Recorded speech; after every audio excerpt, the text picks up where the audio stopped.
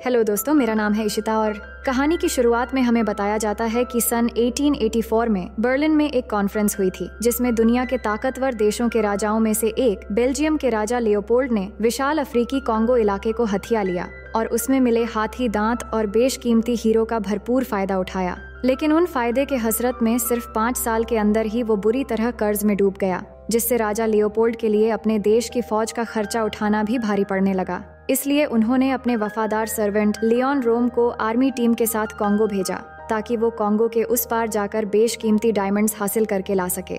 और अब हम यहाँ पर लियोन रोम को देखते हैं जो अपनी आर्मी के साथ कॉन्गो सिटी पहुँच गया है। लेकिन जब वो वहाँ पर पहुँचते हैं तो कॉन्गो कबीले के लोग चारों तरफ से इन्हें घेर लेते हैं और लियोन के सभी आर्मी मेंबर्स को मार डालते हैं। और जब वो लोग लियोन को भी मारने वाले होते हैं तभी लियोन उनके कबीले के एक आदमी को मार देता है। फिर वहाँ पर कबीले का सरदार एम्बोंगा आता है और लियोन से बातें करने लगता है और उसे कहता है कि मुझे पता है तुम यहाँ पर डायमंड्स और हाथी के दांत लेने आए हो और मुझे पता है कि इन सब के लिए तुम कुछ भी कर सकते हो। मैं तुम्हें वो सब कुछ दे सकता हूँ, लेकिन पहले तुम्हें मेरे लिए एक काम करना होगा और वो है टार्जान को यहाँ पर लाना। मुझे उसके साथ एक पुराना हिसाब चुकता करना है। अगर तुमने मेरे लिए ये काम कर दिया तो कॉन्गो की सारी कीमती चीजें मैं तुम्हें दे दूंगा। अब एम्बोंगा को टार्जन क्यों चाहिए ये हमें कहानी में आगे पता चलेगा। इसके बाद सीन शिफ्ट होता है और हमें इंग्लैंड के एक कॉन्फ्रेंस रूम को दिखाया जाता है जहां हम टार्जन को देखते हैं। दरअसल टार्जन लेडी एलिस और क्लेटन का बेटा है जो इंग्लैंड के ग्रेस्टोक रॉयल फैमिली से बिलोंग करता है और अब यहाँ पर टार्जन का नाम जॉन क्लेटन है। अब यहाँ लंदन के प्राइम मिनिस्टर जॉन से कहते हैं कि आपके लिए बेल्जियम के राजा लियोपोल्ड के तरफ से एक इनविटेशन आया है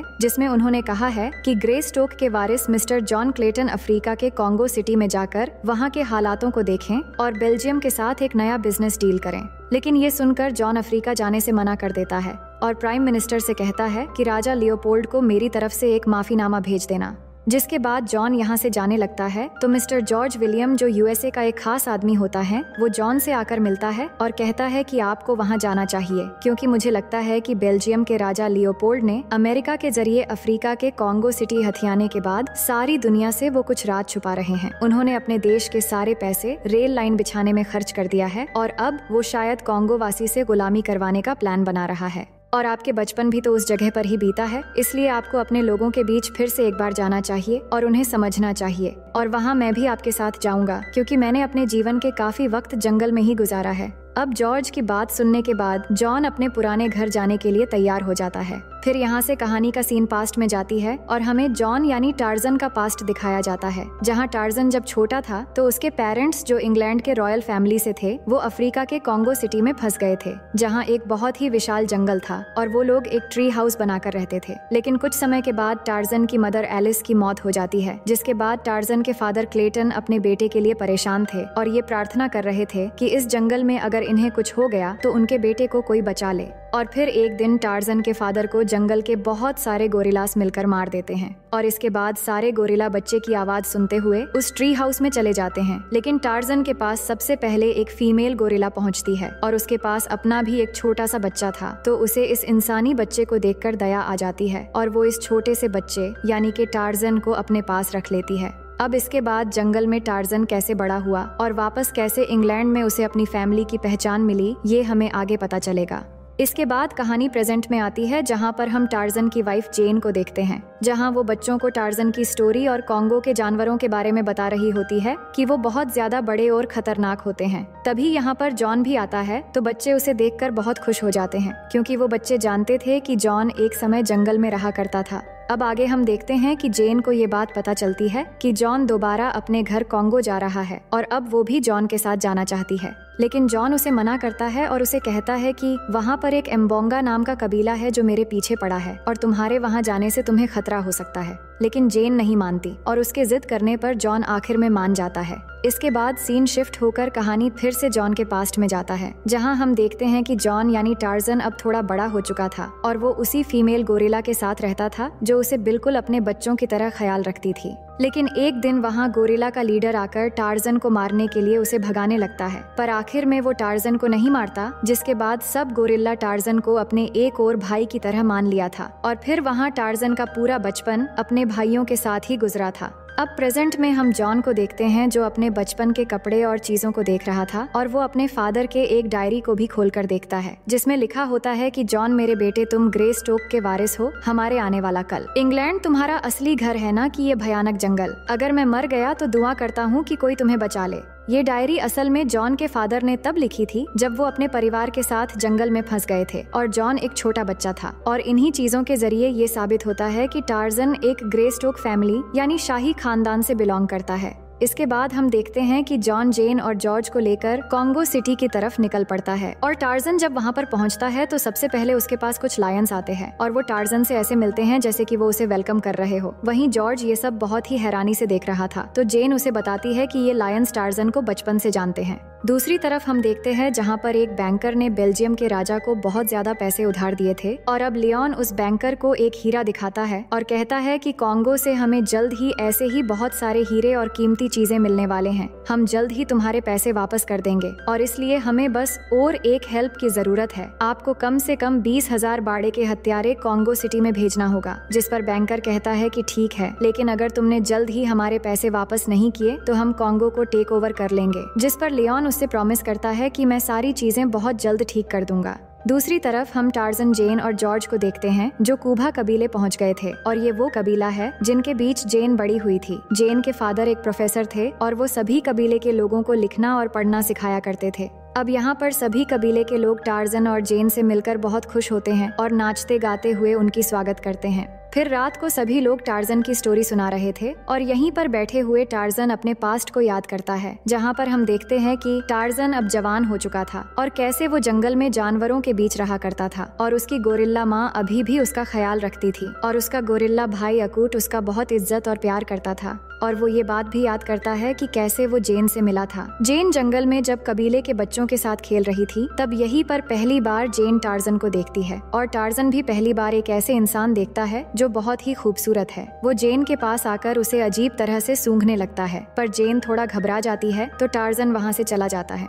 लेकिन जेन उसे ढूंढते हुए जंगल के एकदम बीच चली जाती है और तभी एक गोरिल्ला आता है जो जेन को मारने वाला होता है। लेकिन टार्जन जेन को कवर कर लेता है और उसे बचाने के लिए गोरिल्ला का सारा मार अपने ऊपर ले लेता है जिससे टार्जन बहुत ज्यादा जख्मी हो जाता है। तो कूबा कबीले की मदद से जेन उसे रेस्क्यू करवा लेती है और कूबा कबीले के सरदार मूवीरो टार्जन की असलियत जानते थे क्योंकि वो इस जंगल में सबसे अलग था और इसी कूबा कबीले के जरिए ही टार्जन को आखिर में अपनी फैमिली की पहचान मिली थी। इसके बाद हम कहानी की प्रेजेंट में देखते हैं जहां लियोन अपनी पूरी आर्मी को कूबा कबीले पर ले आता है और सबके ऊपर बंदूक तानकर कूबा कबीले के सरदार मूवीरो को झुकने के लिए बोलता है, लेकिन मूवीरो झुकने से मना कर देता है। वहीं टार्जन ये सब देखकर मूवीरो को बचाने के लिए आ रहा होता है, लेकिन तभी लियोन के आदमी टार्जन को रस्सी से जकड़ लेते हैं और इधर लियोन मूवीरो को शूट कर देता है।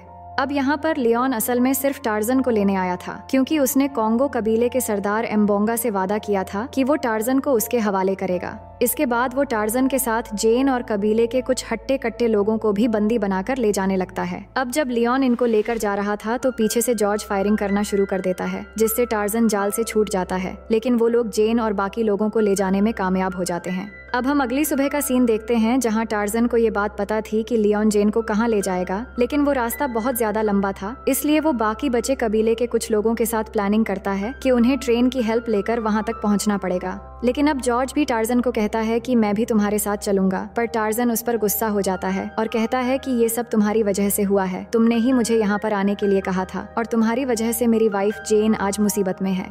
दूसरी तरफ हम लियोन को देखते हैं जहां वो जेन और बाकी लोगों को एक बड़े बोट से ले जा रहा होता है और वहां जेन को बताता है कि टार्जन को राजा लियोपोल्ड की तरफ से जो इनविटेशन गया था वो हम लोगों ने ही भिजवाया था ताकि टार्जन यहाँ पर आ जाए, जिसके बाद हम उसे पकड़कर कॉन्गो कबीले के हवाले कर दें। वो कबीला शायद टार्जन को जान से मार देने वाला है, इससे हमें कोई फर्क नहीं पड़ता, लेकिन इस काम से हमें बहुत सारे कीमती चीजें कॉन्गो से मिलने वाले हैं और अब तुम हमारे कब्जे में हो तो वो जरूर हमें ढूंढते हुए आएगा। इस पर जेन कहती है कि तुम्हें शायद अंदाजा नहीं होगा कि टार्जन को बुलाकर तुमने अपनी लाइफ की सबसे बड़ी गलती की है। वहीं दूसरी तरफ हम टार्जन को देखते हैं जो अपने कबीले के कुछ लोगों को लेकर उस ट्रेन के लिए निकल पड़ता है और जॉर्ज भी उनके साथ था और आगे बढ़ते बढ़ते अब वो एक ढलान तक पहुंच जाते हैं जहां से उन्हें पेड़ के सहारे टहनियों को पकड़कर ट्रेन पकड़ना था। लेकिन जॉर्ज को ये सब चीजें नहीं आती थीं, पर फिर भी वो उनके साथ नीचे ढलान में कूद पड़ता है और आगे जाकर अब बारी थी पेड़ के टहनियों के सहारे ट्रेन को पकड़ना। लेकिन इसमें टार्जन उसे कहता है मेरी पीठ पर चढ़ जाओ, तो वो ऐसा ही करता है। और वहीं ट्रेन भी आ चुकी होती है, तो वो लोग पेड़ के टहनियों के सहारे झूलते हुए ट्रेन के ऊपर चढ़ जाते हैं।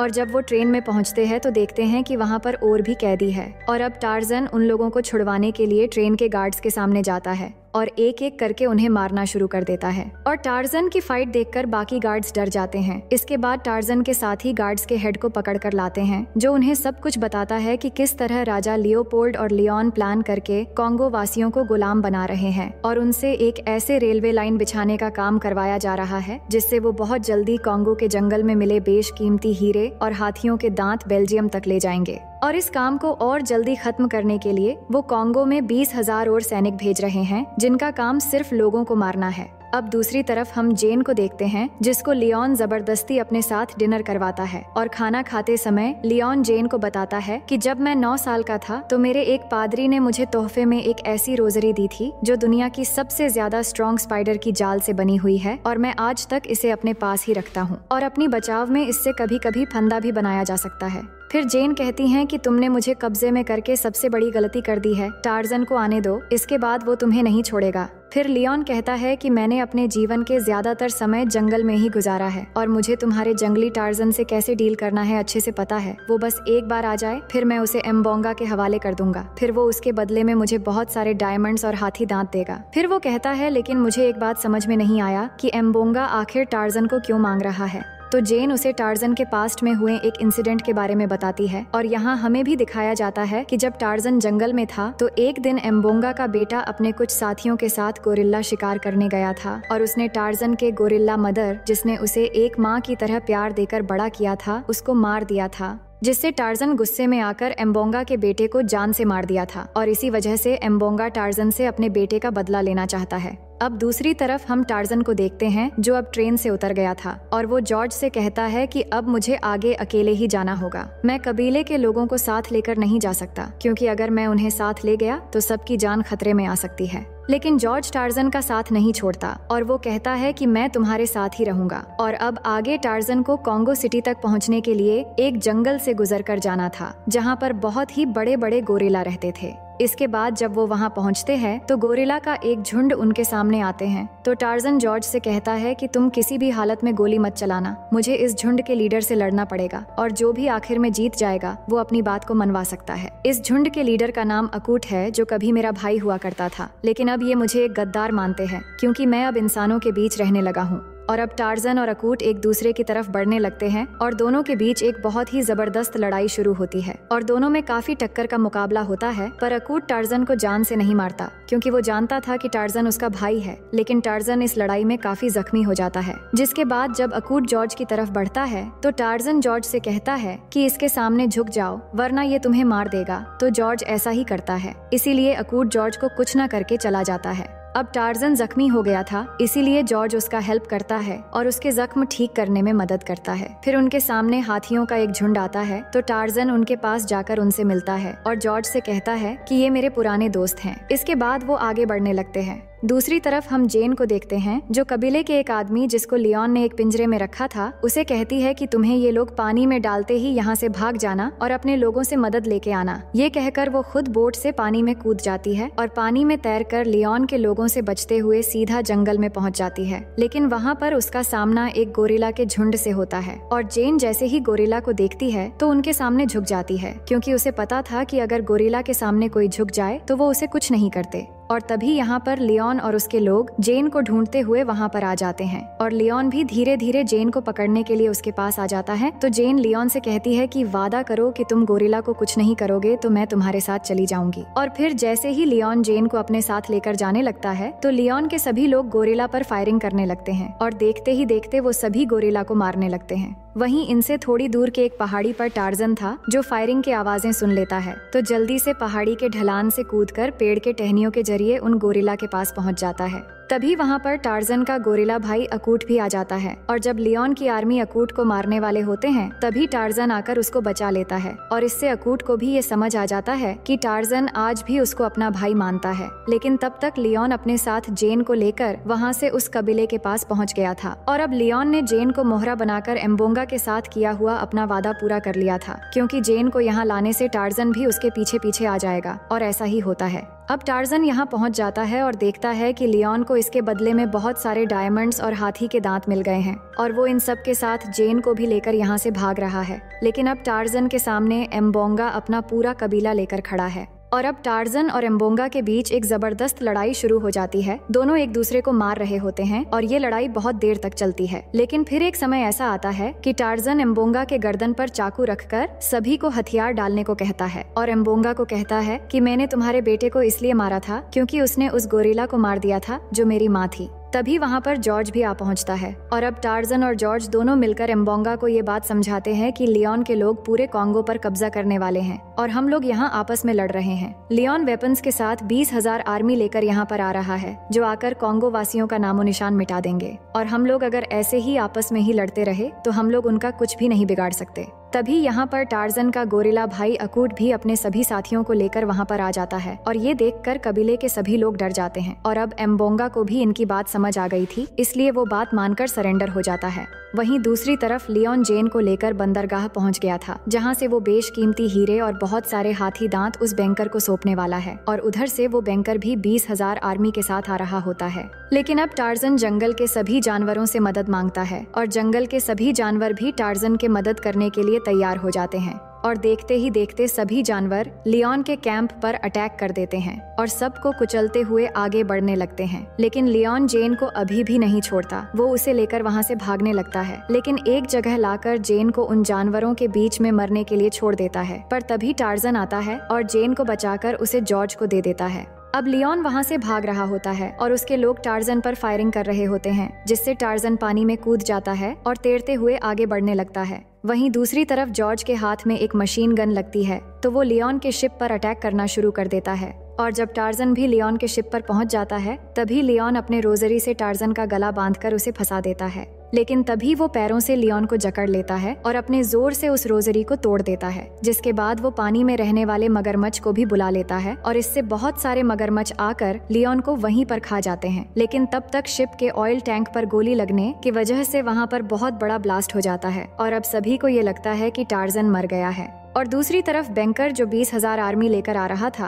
वो ये बॉम्ब ब्लास्ट देखकर पीछे मुड़ने का फैसला कर लेता है और अपने लोगों को कहता है कि हम कॉन्गो कबीले के लोगों के साथ किसी भी झंझट में नहीं पड़ना चाहते, इन लोगों से हम जीत नहीं सकते, इसलिए सभी शिप्स घुमाओ और वापस चलो। वहीं दूसरी तरफ हम देखते हैं कि टार्जन को कुछ भी नहीं हुआ था और यहाँ कबीले के सभी लोग खुशी से झूम रहे थे क्योंकि वो ये लड़ाई जीत चुके थे और आजाद हो गए थे। और अब यहाँ जॉर्ज भी टार्जन से मिलता है। अब आगे हम देखते हैं कि जॉर्ज सारा डाटा लेकर दोबारा इंग्लैंड आ जाता है और बेल्जियम के राजा पर एलिगेशंस लगाता है कि उन्होंने कैसे कॉन्गो को तबाह करने और वहाँ के लोगों को नाजायज तरीके से गुलाम बनाने की कोशिश की और बहुत मुश्किलों के बाद टार्जन ने सभी लोगों को आजाद करवा दिया है। फिर हम 1 साल बाद का सीन देखते हैं कि टार्जन एक रॉयल फैमिली से होने के बाद भी वो अब अफ्रीका के कॉन्गो सिटी में अपने कबीले वालों के साथ रहता है और यहीं पर अब टार्जन को एक बेटा भी होता है जिससे सभी कबीले वाले खुशी से नाच और गा रहे होते हैं। और इसी के साथ टार्जन की ये शानदार कहानी यहीं पर खत्म हो जाती है। तो दोस्तों, मैं उम्मीद करती हूँ कि ये कहानी आपको बेहद पसंद आई होगी